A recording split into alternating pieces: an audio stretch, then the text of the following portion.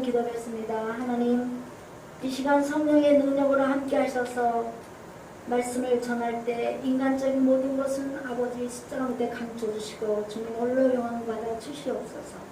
하나님 말씀을 증거할 때 하나님의 성령의 역사를 통하여 하나님의 귀한 생명 음성을 듣게 하시고 이 말씀을 우리가 안으로 깨닫고 그 말씀대로 따라 순종하여 험한 세상에 살아 승리하게 하여 주시옵소서. 감사하며 예수로 기도합나이다. 아멘.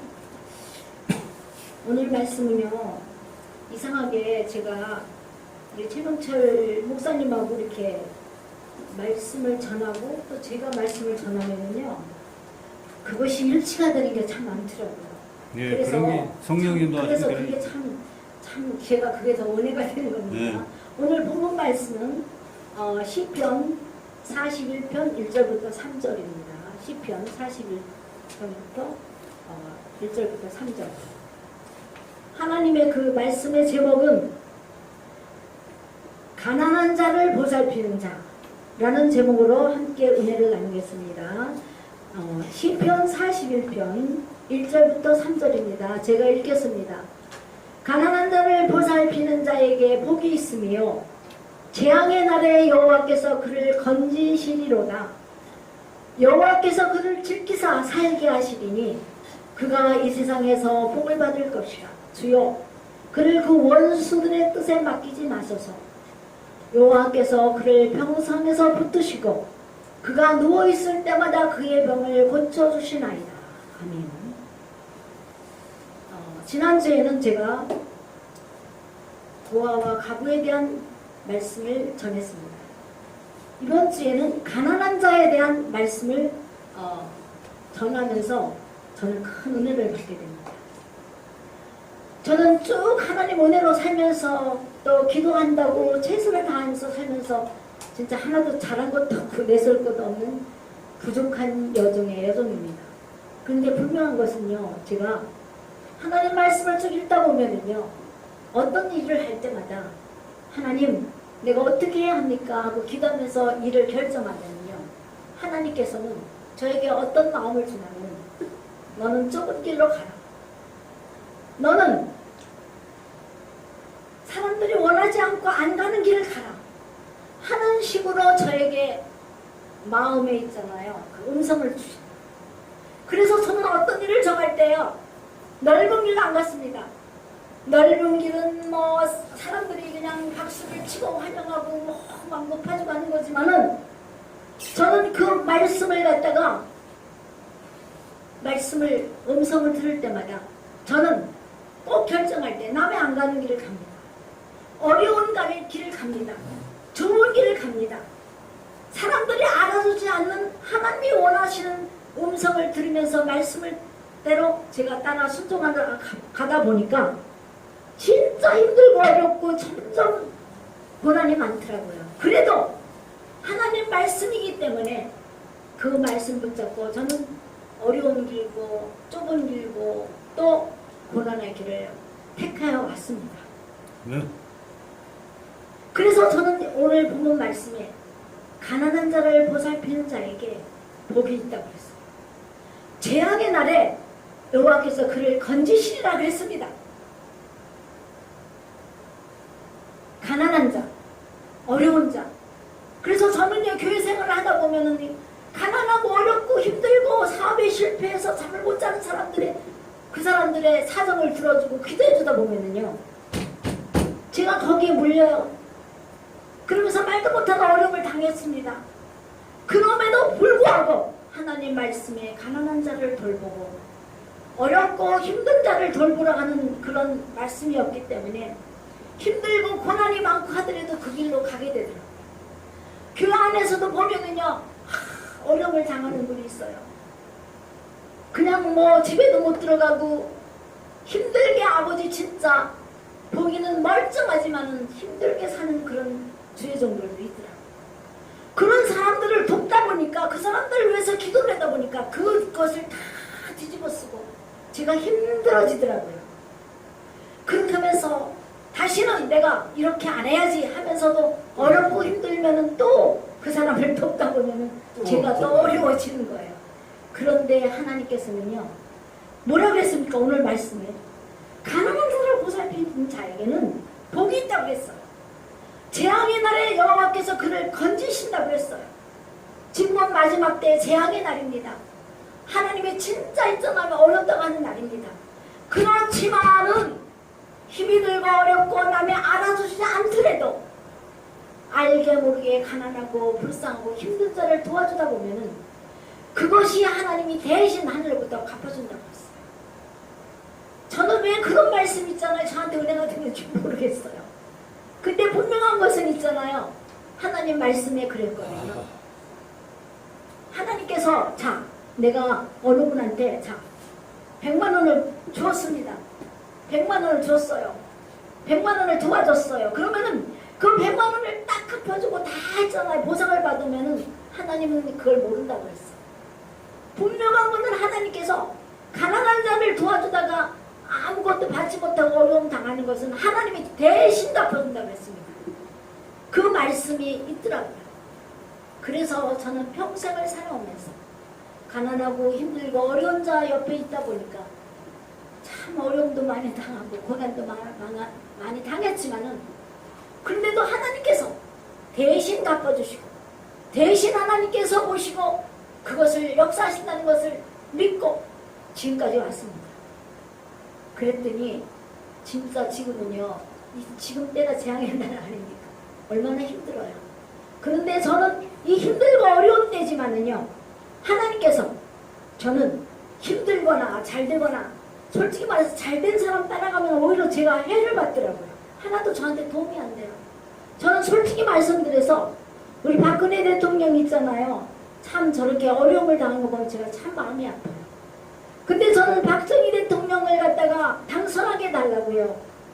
이 11층에서 절대로 여기서 할 수가 없는데도 불구하고 12일 동안 철회를 하고 3일 금식을 했어요. 몰래 하면서 그렇게 철회를 하면서 기도를 했는데 당선이 되고 나니까 저는 뭐 그냥 뭐 대통령이니까 뭐 잘 하시겠지 이러고 제가 뭐 기도만 했죠. 근데 이렇게 어려움을 당하니까 참 내가 마음이 아픕니다. 근데 중요한 거는 우리가 하나님 말씀이요. 이렇게 어렵고 또 이렇게 감옥에 갇힌 자, 감옥에 그 어려움을 당하는 자를 돌아보고 하라고 했어요. 그래서 예수님께서 뭐라고 그랬습니까? 내가 배가 고플 때 나를 밥 한 그릇 주었느냐?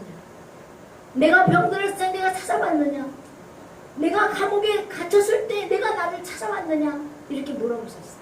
그러니까 언제 예수님이 감옥에 갇혔고 언제 배고팠습니까? 막 이러면서 반발을 했습니다. 그럴 때 예수님께서 나에게 한 것이 아니라 나하고 함께 하지는 않았을지라도 내 이웃에게 가난한 자를 돌보고 어려운 감옥에 있는 사람을 돌보고 예수 이름으로 냉수 한 점을 한 점이라도 대접하는 자에게 하늘의 그 복을 주신다고 했습니다.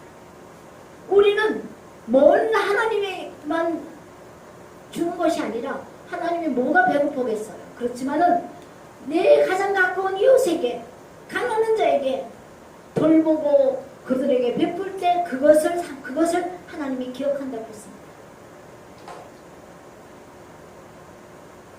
참 감사한 것은요, 진짜 우리 하나님께서는요 이렇게 힘들고 가난한 자를 불쌍히 여기시고 그들에게 한 것을 하나님은 다 기억한다고 그렇게 했습니다.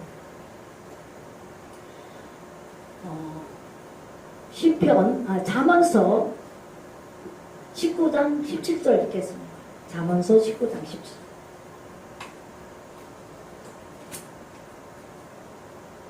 뭐라고 그랬어요? 잠언서 19장 17절에 가난한 자를 불쌍히 여기는 것은 여호와께 꾸어드리는 것이니 그의 선행을 그에게 갚아주시라 그랬어요. 이렇게 하나님 말씀에 이렇게 딱 했잖아요. 그런데 우리는 사실 교회에 가면은 돈 많고 뭐한 사람은 항상 1등석에 앉히고 가난하고 좀 초라하고 그냥 노숙자같이 하면은 그냥 들어오지도 말라고 하는 교회도 많이 있습니다.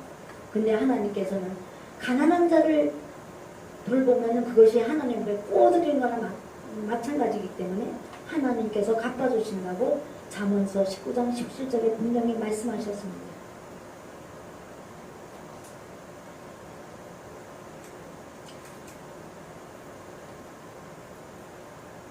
본론을 말하겠습니다. 시편 40편 1장 2절 3절에 가난한 자의 재앙의 날에 대신 갚아준다고 그랬는데요. 저는 오늘 말씀 준비하다가 깜짝 놀랄 일을 발견했습니다. 제가 참 좋아하는 말인데, 좋아하는 말씀인데, 시편 42편, 시편 40편 4절 5절 말씀 보겠습니다.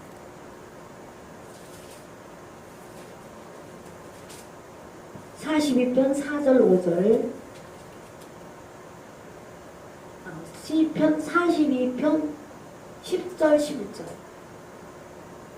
내 뼈를 찌르는 칼같이 내 대적이 나를 비방하여 늘 내게 말하기를 내 하나님이 어디 있느냐 하도다.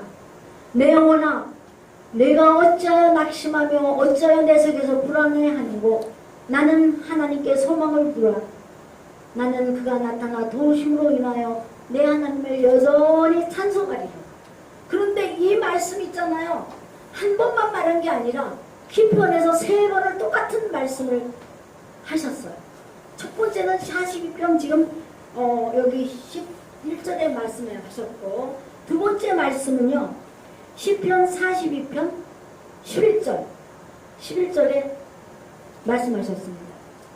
11절에 말씀하셨고, 시편 4절 5절에서 또 말씀하셨고, 마지막으로 세 번째는 43편 5절에서 말씀하셨습니다. 시편 43편 5절 다 같이 읽겠습니다. 내 영혼아, 내가 어찌하여 낙심하며 어찌하여 내 성에서 불안해하는가. 너는 하나님께 소망을 두라. 그가 나타나 도우심으로 말미암아 내 하나님을 여전히 찬송하리로다. 이것이 있잖아요. 세 군단의 똑같은 말씀으로 이것을 적었더라고요. 이 말씀이 얼마나 귀한지. 내가 어찌하여 낙심하며 불안하여 하는고. 너는 하나님을 바라라. 하나님이 너를 도와주셔서 내가 하나님을 찬송하시게 만들어준다고 했어요. 그 말씀이 이 시편 9절 9절에 3번이나 반복했어요. 지금 굉장히 어렵습니다. 우리 모두 하나님 믿는 사람은 어렵다고 이게 어떻게 살고 하면서 낙심하며 불안하며, 어떤 사람은 하나님이 어디 있냐고 막 그래요. 그런데 중요한 것은 불안하게 하지 말라. 내가 너를 도와서 내가 너를 찬송하도록 만들어준다고 그랬어. 우리는 이 말씀을 붙잡고 하나님 앞에 기도하며 나갈 때 어떠한 상황이 있을지라도 하나님은 대신 우리를 일으켜주시고, 우리를 병에서 건져주시고, 우리를 말할 수 없는 어려움에서 우리를 회복시켜주는 줄 믿습니다. 아멘. 이것을 우리는 항상 생각하면서, 이것을 우리가 말씀을 애워가면서, 하나님 어찌하여 내 영혼이 불안하여 하는가. 너는 하나님을 바라라. 하나님이 너를 찬양하도록 만들어준다는 이 말씀을 우리가 항상 읽으면서 기도하는 저와 여러분 되시기를 부탁합니다. 아멘. 마지막으로 고린도후서 11장 14절을 보겠습니다. 고린도후서 11장 14절.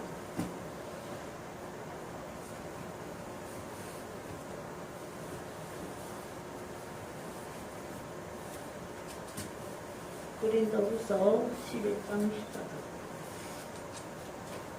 우리가 11장 14절. 그런 사람들은 거짓 사도여 속이는 일꾼이니 자기를 그리스도의 사도로 가장하는 자들이니라. 우리가 광명의 천사라고 있죠. 가장하는 것. 지금 이 말세는 그런 사람들이 많습니다. 우리는 조심해야 됩니다. 그리고 이제 마지막으로 이제 결론을 맺겠습니다. 에스겔서 22장 7절 8절.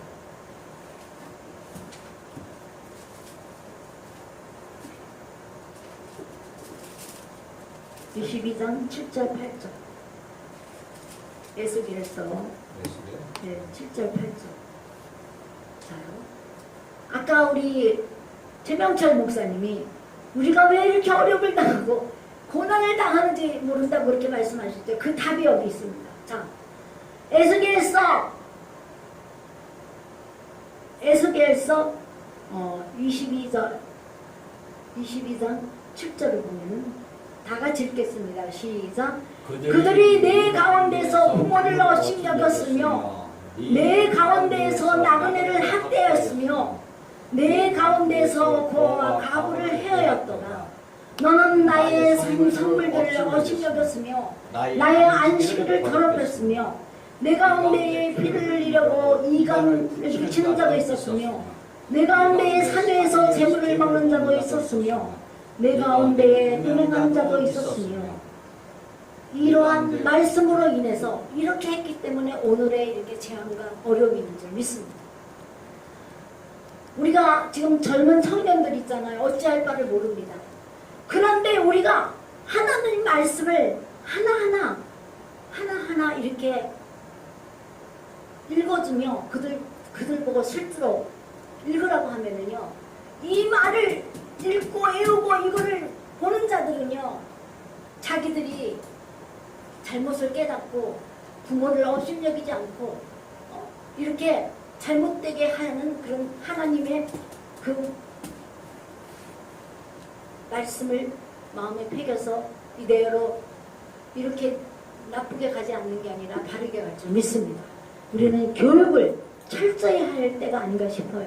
그래서 우리는 이 마지막 때에 이렇게 된 것은 너도 책임도 아니고 나도 책임도 아니고 이렇게 우리가 부모를 거역하고 또 업신여기고 나그네를 학대하고 내 가운데 고아 가부를 해하면서 하나님의 성물과 안식일을 더럽히고 그 가운데 피를 흘리며 이간 붙이며 산 위에서나 어디에서나 음행하는 자가 있었기 때문에 오늘날 이러한 재앙이 있고 이러한 어려움이 있는 줄 믿습니다. 우리는 전부가 회개하면서 이렇게 안 되도록 우리 자녀들이나 우리 아는 성도들이나 아는 사람들에게 우리는 이거를 전하고 이것을 갖다가 알게 하여서 결단코 뒤집지 않고 하나님을 바르게 사는 저와 여러분이 되기를 위해서 기도하는 우리가 되기를 부탁드리며 오늘 말씀 마치겠습니다. 기도하겠습니다. 하나님, 잘못